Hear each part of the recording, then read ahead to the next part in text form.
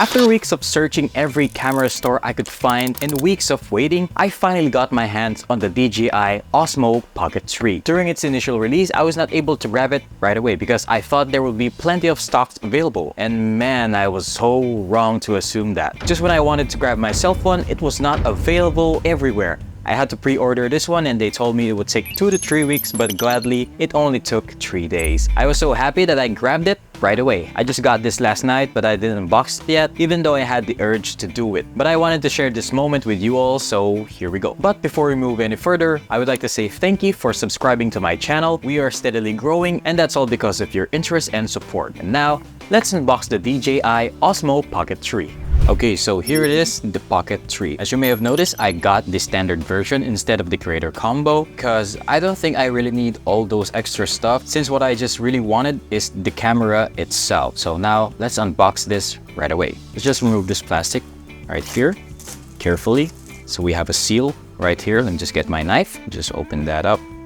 So I'm going to take out everything in the box. Alright, so obviously this one is the Pocket 3, but let's get onto that later on. Let's see the other accessories included in the standard version. We have the manuals, Pocket 3 protective cover, instructions. Alright, so let's check the others. We have this small box included in the package. Let's open that up. So I'm guessing this is the screw adapter.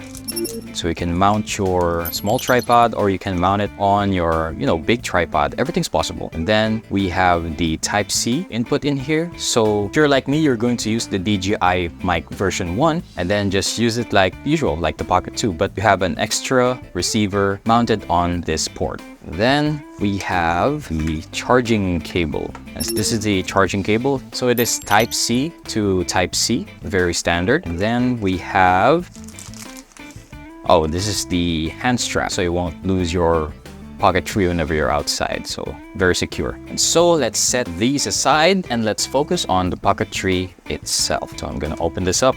Really excited for this one. That's just amazing.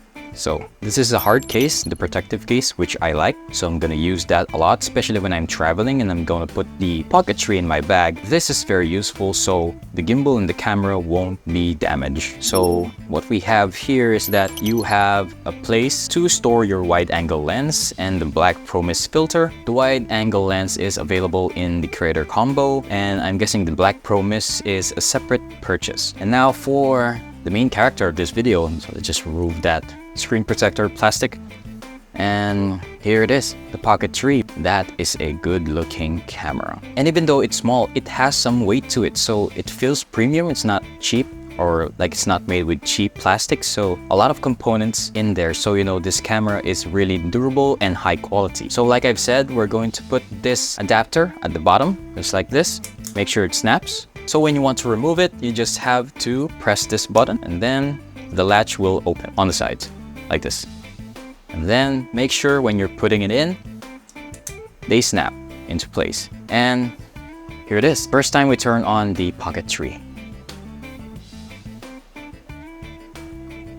There we go. And then we're just going to set up the language. Of course, it's English. Oh, so it is recommended that you activate the Pocket 3 through the DJI Nemo app, but for the purpose of this review, we're going to skip that for now. So when you turn it on the first time, there are notes in here. Okay, so now that we are done unboxing, I'm going to share my initial thoughts about this camera. And now that we got this bad boy out of the box, I wanted to share my initial thoughts about it. First off, let's talk about the size. I mean, obviously, this is why it's called the Pocket 3. It's because of its size, which can technically fit in your pocket, but I don't think I'll do that, especially if you're wearing tight jeans, as it may damage the camera. I suggest always putting it back to its case after every use, or put it in your bag where it can have a bit more space. The second is the screen. I really love the size of the screen right here. Compared to the earlier versions of the Pocket 3, you can clearly see what you're shooting on screen without having to be like too close to it. I love how dynamic it is, and it flips horizontally and vertically. It's kind of fidgety and satisfying whenever you're turning the camera on and off, but you gotta be careful when you do that, since generally, I think screens like these, they tend to break if you use a bit more force than you're supposed to, compared to screens that are just planted right in the button body of the camera. Third and last is the quality of the footage. The Osmo Pocket 3 has a 1-inch sensor, which means it can process a lot more data, color,